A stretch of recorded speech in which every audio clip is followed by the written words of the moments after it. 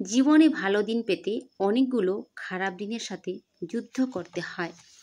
আমার জীবনে কত রকম মানুষের সাথে পরিচয় হলো, আবার কত মানুষের চেহারাও ভুলে গেছি।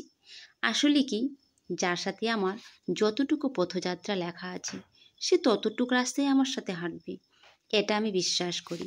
মাঝপথে কেউ দূরে চলে গেলে আমি আর আশ্চর্য হই না, কারণ চিরবাস্তব হলো মানুষ তার পছন্দের জায়গায় ছুটে যাবেই। সবাই তার গন্তব্যস্থল খুঁজে পাবে, সবাই তার গন্তব্যস্থলে সুখে থাকুক। আমি যে কারো শেষ গন্তব্যস্থল হব এটা জরুরি না। ঘৃণা করতেই হবে এমন কোনো কথা নেই, তবে মাঝে মাঝে কিছু মানুষ মন থেকে উঠে যায়, আর সে যেই হোক না কেন, বন্ধু কিংবা ভালোবাসার মানুষ অথবা আত্মীয় স্বজন, আগের মতো আর তাদের প্রতি কোনো আগ্রহ থাকে না। তাদের জন্য আর কোনো মন খারাপ করে না, মায়া থাকে না। চোখের সামনে ছারখার হতে দেখলেও বলতে ইচ্ছে করে না যে তোমার কি খুব বেশি কষ্ট হচ্ছে, তোমরা কি খুব বেশি কষ্ট পাচ্ছ। তাই মাঝে মাঝে মনে হয় যে ঘৃণার চেয়েও আগ্রহ হারানোটা সব থেকে বেশি ভয়ঙ্কর। একটা সুন্দর সম্পর্কের কোনো রং থাকে না, আর থাকে না সে সম্পর্কের কোনো অবহেলা। সুন্দর বলে কিছু হয় না, তুমি যাকে যত বেশি ভালোবাসবে তাকে তোমার কাছে ততই বেশি সুন্দর বলে মনে হবে। আমরা মানুষেরা বড়ই অদ্ভুত। পৃথিবীতে এসেছি একা, যেতেও হবে একা। তারপরেও কখনো কখনো একাকিত্ব মেনে নিতে আমাদের খুব কষ্ট হয়।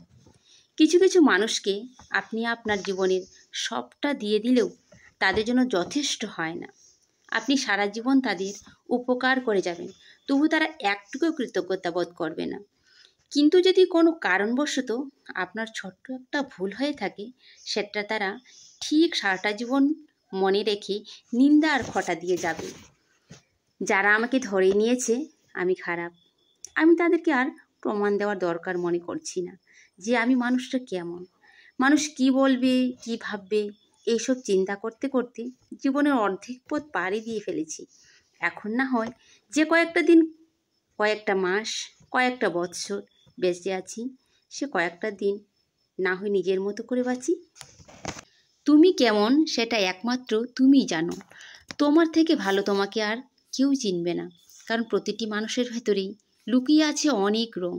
ভালো মানুষের কাছে তুমি ভালো, কারণ তুমি তাদের সঙ্গে, আবার কারো কাছে তুমি খারাপ, কারণ হয়তো তাদের ভুলগুলি তুমি মেনে নিতে পারছো না। তাই কখনো সবাই সবার কাছে কখনো ভালো হতে পারে না। তাই তোমার কাজ হলো নিজেকে সঠিক রাখার চেষ্টা করা, কারণ কখনোই তুমি সবার ইচ্ছা পূরণ করতে পারবে না, সবার ইচ্ছা মতো চলতেও পারবে না।